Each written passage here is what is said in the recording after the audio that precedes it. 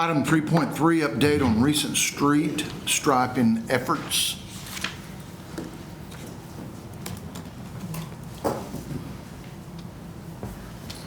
Good evening, Mayor, Commissioners, Gerald, Scott. Are we ready? All right. I'm Mike Williams. I'm with Tech Services, and part of our responsibility at Tech Services is putting the yellow and white paint on our streets. Here we go. I want to introduce you to the truck that we have that we do this with. This is a fairly new truck. It's an Isuzu cab and chassis, and with a big paint gun strapped to the back of it. And with this truck, we can use the guide wheel out front, and we can stay on point, running a straight line and keeping it straight and run about 5 miles an hour, and put down the yellow paint in the center and the white paint on the sides, and then of course the dashes along the way. In the back of the truck, we have 2 seats. We have a seat on the left, a seat on the right, and each one has its own control. There's a steering wheel there that basically controls the carriage that's underneath the truck to where they can move it in and out. And they have a control panel. The control panel's on the left, the steering wheel's on the right, and then the carriage is the picture on the right, where they can control not only the movement of the paint, if they need to adjust as the road turns or makes a change, they can also adjust whether or not they're going to make dashes or they're going to do a double stripe or a single stripe. Year to date, the combined total mileage that we've done is about 178 line miles, or 940,000 feet of paint. And that's a lot of paint. This is all with just one pass in all of our arterials in our downtown area.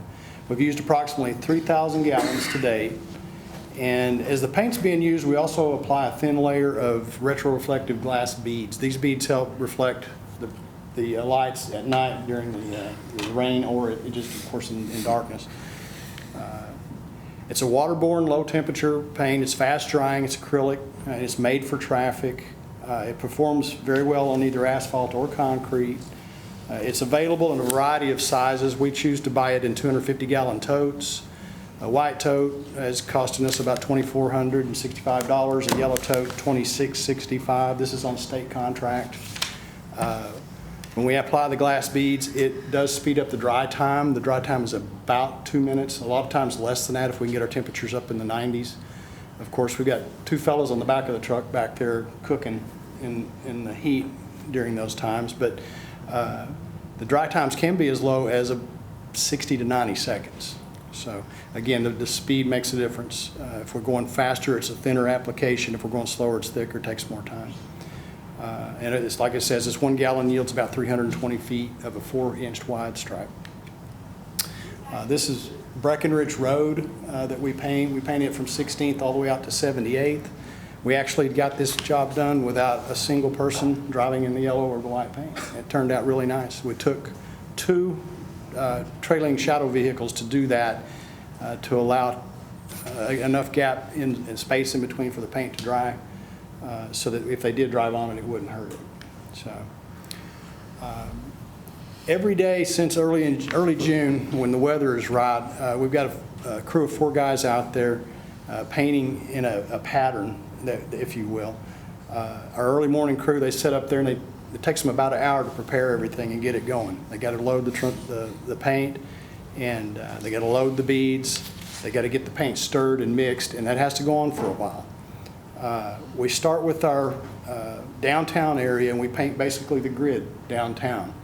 We move from there to our arterials doing the east-west. We start with Willow, which we're doing this week, and then we work from, we go down south and we work to Southgate, and we work our way north on all the east-west streets. Then we move out doing our north-south arterials. We move out to Garland, and we work our way back to the east all the way out to 66th. Once each arterial is complete, we'll go back and we'll fill in the diagonals on the turns, and I'll show you that in just a moment. And after all that's done, we repeat the process, and we add a second coat to all of these streets. After all that's done, we can move on to our parking lots, our crosswalks. We can also add our straight arrows, our turn arrows, and as time allows, try to get that done. The trick is we only have so much, summer months, so much time where we have the perfect weather The humidity plays a part, so we have to really press to get the paint down before we can go to some of these other projects. Here's an example of us painting the diagonals. We actually have to use a hand wand, and we put those on with a gun on wheels so that we're getting the right width, and we actually add the beads by hand. That's what he has in that bucket there. There's a few concerns when it comes to doing the work that we have. We are a moving work zone, and there's some violations that are going on. Motorists are passing the convoy, and they're putting our crew at risk. In this particular picture here, we had a motorist that insisted on getting between the shadow trucks and the paint truck, so basically leapfrogged us until he got where he wanted to go. And it's not good to do that, because it not only puts us at risk, but it puts oncoming traffic at risk. We have motorists passing on the right. They'll actually pass us in the ditch. Roop is a good example of that. They'll do that, and they'll pass a dozen cars at a time. They'll just pass the whole thing with debris flying and the whole 9 yards. They'll also drive in the paint. They'll be trying to take a look around to see what's going on, and unknowingly, their left tires are in the paint, smearing the paint, crushing the beads down into the paint so it's no longer reflective.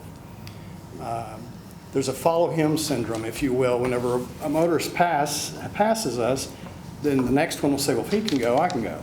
And then all of a sudden we've got 6, 7, 8, 10 cars driving through the paint. If you go up on Purdue, there's a good example. All up and down Purdue, there's yellow paint that's just smeared everywhere because of that. So we discourage that. We do ask the EPD to help us out, and whenever they can, they do. They jump in line. They've actually cited some folks. Some of them got multiple citations.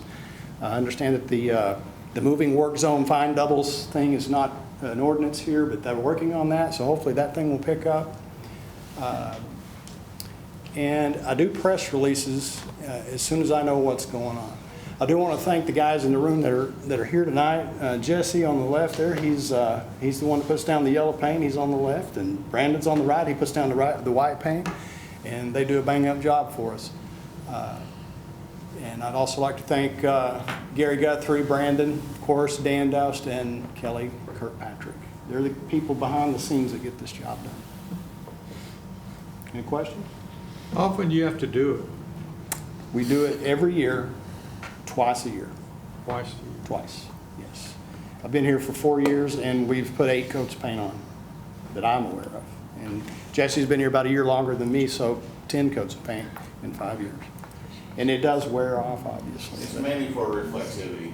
The beads at night, I mean, at daytime you can see the lines, they're really easy to see, you know, when there's no weather there, but at night, you know, your headlights need to reflect off the glass beads. And over time, vehicle wear and tear, going over these lines, that reflectivity will go away, and then you won't be able to see the lines at night. Here's a video I'd like to play. This is the paint. You can see Brandon on the right looking over down at his white paint. You can see Jesse on the left.